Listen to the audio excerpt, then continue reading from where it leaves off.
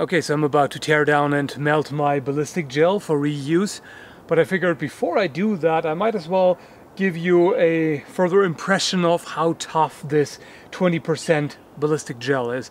What you normally see is the 10% stuff, and that is in fact soft enough that you can just push your finger in there, which this here, no chance. I would have to push real hard, and even then I really cannot do that. And this here is Clear Ballistics gel. The company name is Clear Ballistics. One of the main disadvantages of using ballistic gel for anything other than firearms tests is that it has a very high friction. So if I cut into this here, it's a lot harder to cut than flesh would be. So this gel is engineered to have a certain unified resistance against projectiles specifically. So it's kind of a combination of flesh and bone, if you will. It's denser and more resilient than flesh, but of course not as hard as bone. And it doesn't really simulate a body as much as it provides a consistent test medium. So you can actually compare two different bullet weights, velocities, things like that. In other words, this is not the most realistic test medium for anything other than firearms. However, it's still kind of a decent compromise between flesh and bone, and it still does give you an idea. But for that, of course, you have to first find out how it behaves. So that's why I'm gonna show you both this blade here, thrusting into it, as well as shooting it with a bow. Okay, starting with the knife thrust. As you can see, that was not particularly deep. Next try.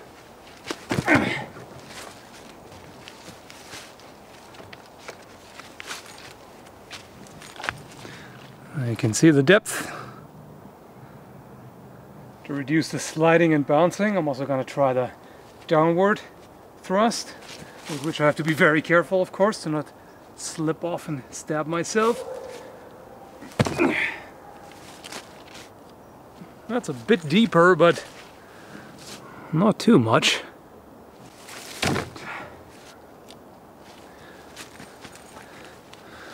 So as you can see, this is very resistant.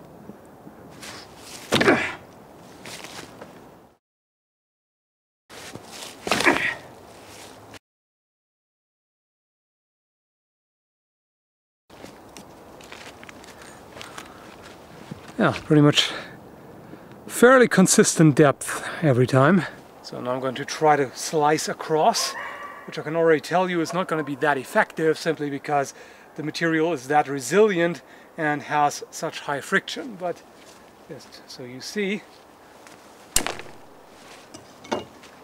something like that would of course do a lot of damage on flesh, but this here not so much. Let's see what the bow does. This is a reproduction of a traditional Scythian horsebow, and it has a draw weight of 45 pounds, so definitely a target bow, not a war bow. And the arrow has a field tip, so it's not going to be as effective as something like a hunting broadhead or a more battlefield oriented point, but we'll give it a try. Of course, even a target bow with a point like this is still dangerous, so we'll just see how deeply it penetrates.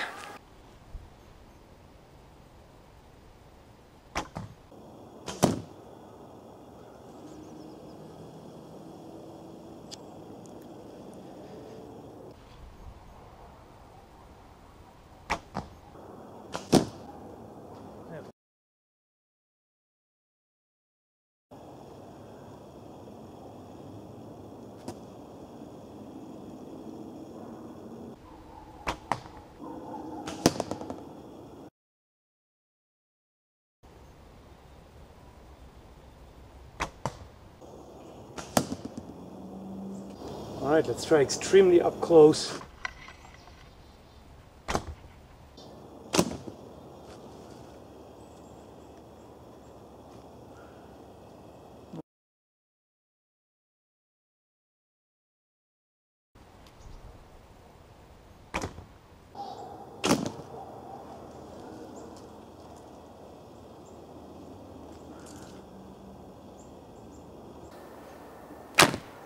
Interestingly, not much deeper, even though it was significantly closer and thereby more powerful.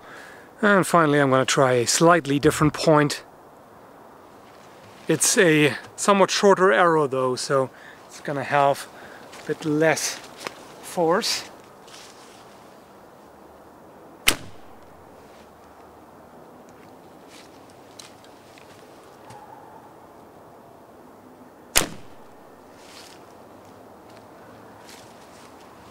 Doesn't really make any noticeable difference.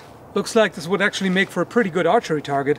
I mean, it is reusable, it's pretty much self-healing, and you really don't need that much thickness.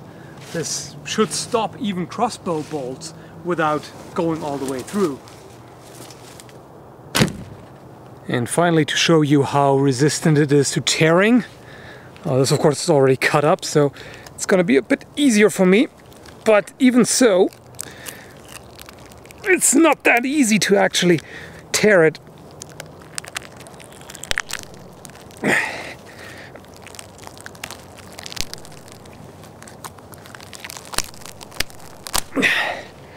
So the thing with this is, it's actually more resistant to cutting, but less resistant to tearing, but that doesn't mean it's easy to tear.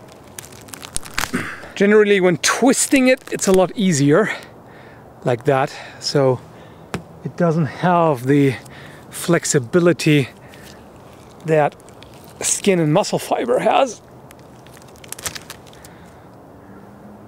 So it's really not that similar to living tissue, but it is a consistent medium. What I'm planning right now is to have this as filler material together with something else, like using wooden dowels as bone substitutes, and then maybe putting in something like surgical tubing and maybe liquid filled balloons, something like that. A body of course is mostly water, and this here is really dry, so that's the main issue with it.